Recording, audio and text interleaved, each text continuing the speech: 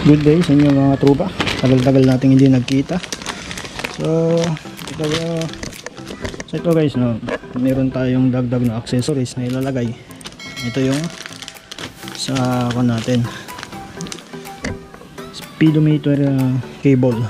Saka mayroon akong dinagdag, nagdag forma na rin. Hindi siya branded.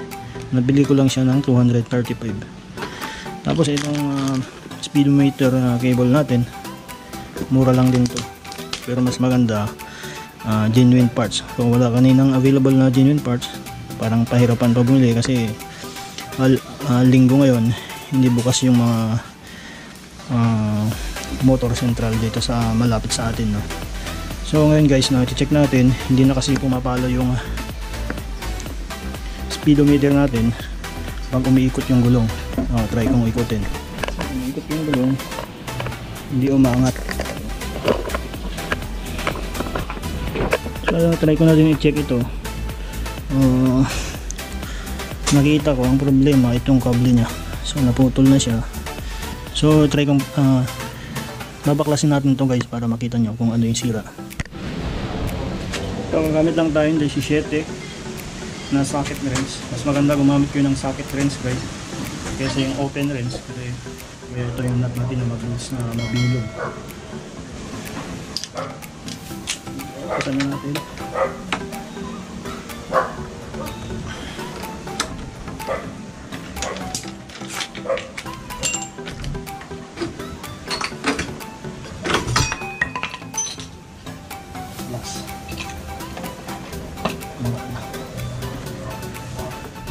So yung iba guys, no, pinapalitan na rin ito. Siguro talagang wasak na itong dalawang parang ngipin dito. Ayan, ito okay pa. So pwede pa natin gamitin, no? Original kasi ito. So nasa inyo naman yung magpapalit ka. Meron din replacement ito. Pero kung ako sa inyo guys, siyempre genuine parts ang lalagay natin, no? So check natin.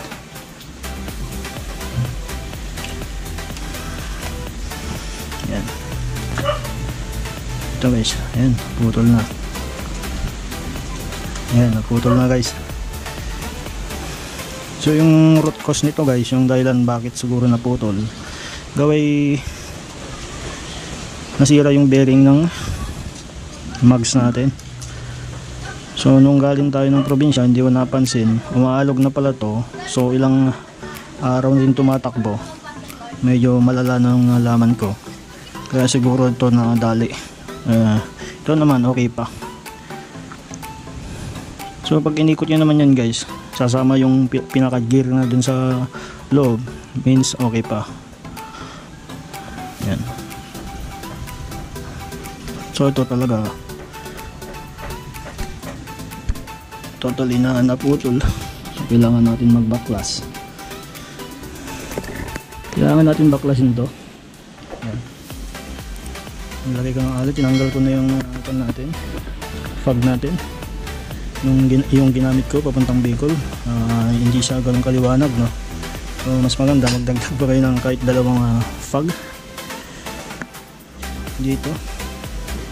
So ito guys, babaklas tayo.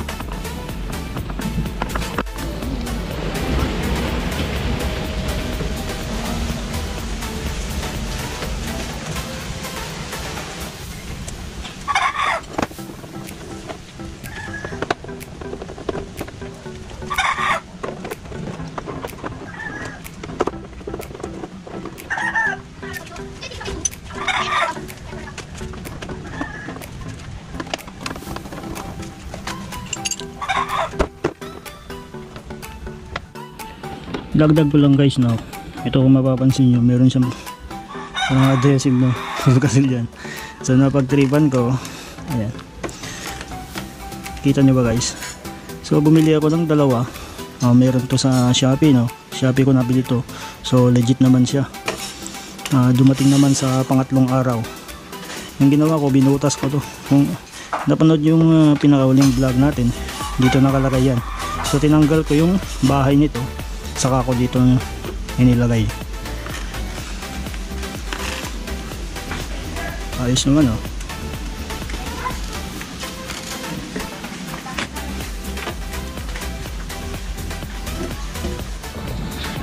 So pati pala itong headlight natin, kailangan natin tanggalin kasi dito yung pinakatornilyohan niya. Wala tayong access dito, kaya kailangan natin tanggalin yung head.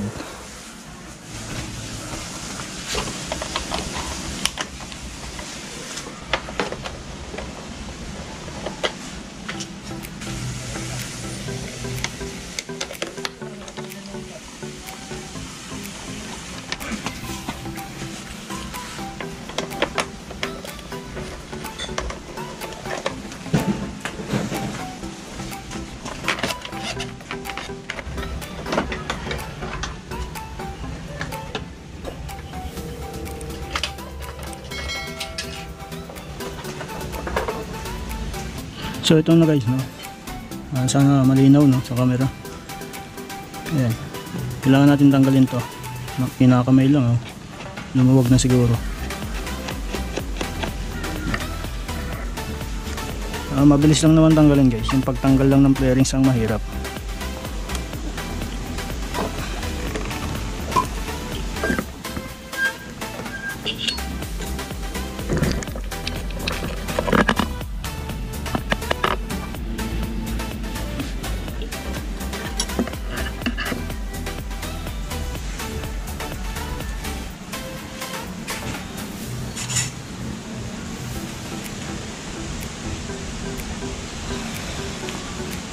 So ito na yung bali, no?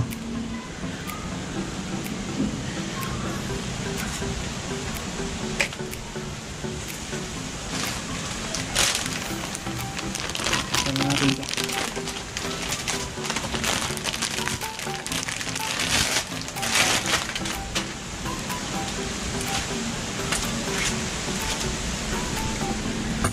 So compare mo lang yung replacement, guys.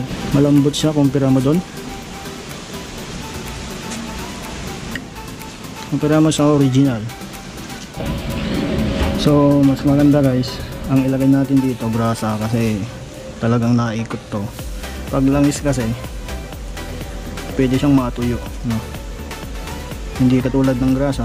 Ang grasa kasi nadudumi lang siya. So iwasan nyo mabagsak dito guys, kasi pag nalagyan ng dumi yan, pwede nga hindi maganda yung play niyan. So cut na natin. So yung dati dito, dumaan dito yung cable papunta dito, tapos diretso dito. So try muna natin lagay ito para hindi mahulog, no?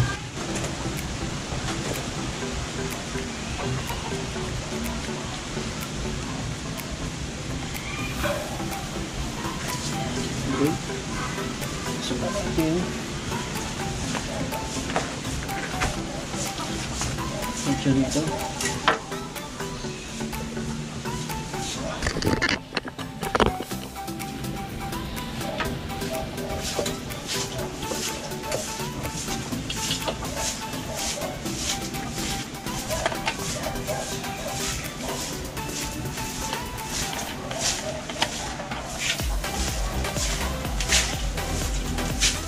Ayan guys, nalagay na natin.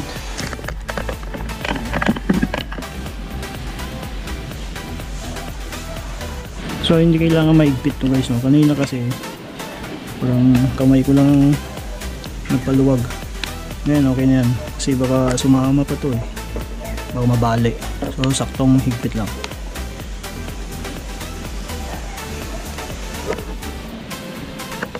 Update din guys, ito yung RTD na nilagay ko, no? Para lumiwanag ng konti. Okay, salpak na natin. So habang sinasalpak ko to, mag-shoutout muna tayo. Shoutout kay BJM na nanonood ng biyahe natin sa Bicol. Shoutout kay Noli Canlas TV, isa siguro ding vlogger. Shoutout kay Nelson Bruan. Okay. Out kay Justin Cantorne. At shoutout tayo kay Chill Ride Lang from Santa Cruz, Laguna, sa siguro ng vlogger. At kay Mark Moaren Kadungog, shoutout sa iyo sir. At shoutout kay Jeffrey Brandorinho, okay sir. And shout out kay Boyet Evangelista from Laguna. Kay Drex Lau ng Imus solo ride. Okay sir. And shout out sa iyo Ivan Mariano. At shout out sa kababayan ko si Far Lad from Tugigaraw. Okay, makakawin din tayo dyan. Kay Sir Japet Avilla. Kay Calzado Motovlog. Okay, shout out sa iyo sir, more vlog. And special comment natin dito kay sir. Shout out po sa iyo. So yan guys, okay na. Ito naman yung susunod. Ayan. So universal naman to guys, na pwede kahit saang motor.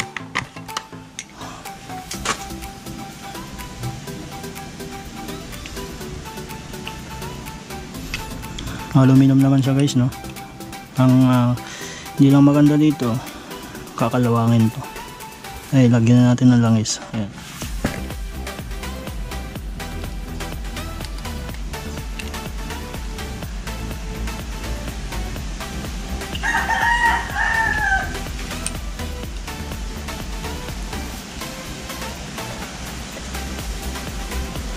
So pwede rin ito sa ibang motor, no.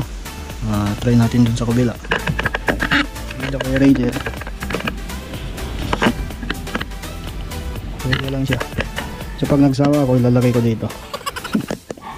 Testing muna natin kung gumagana yung speedometer guys, na salpak ko muna yung gulong.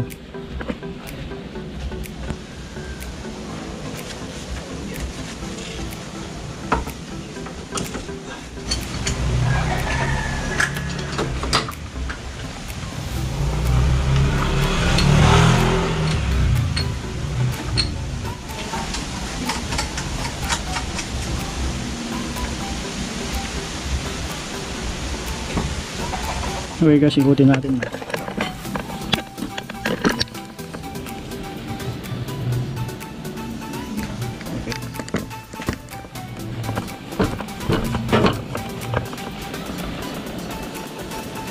May tunog. Ayan guys, umikot. Lagay na natin yung dito sa guide. Lagay na natin ito.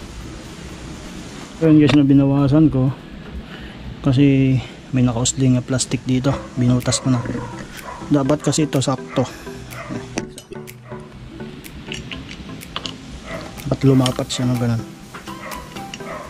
para kapit na kapit, no.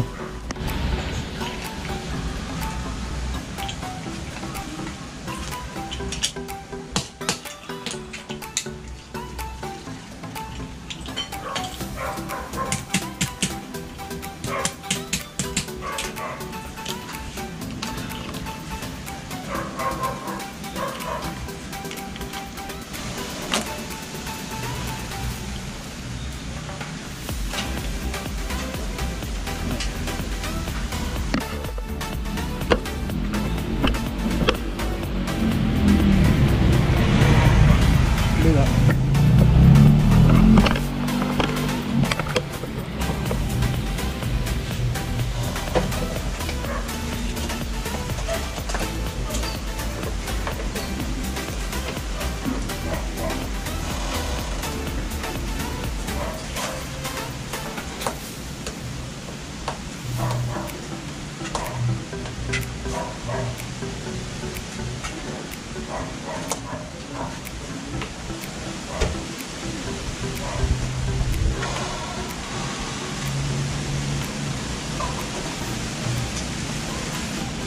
na.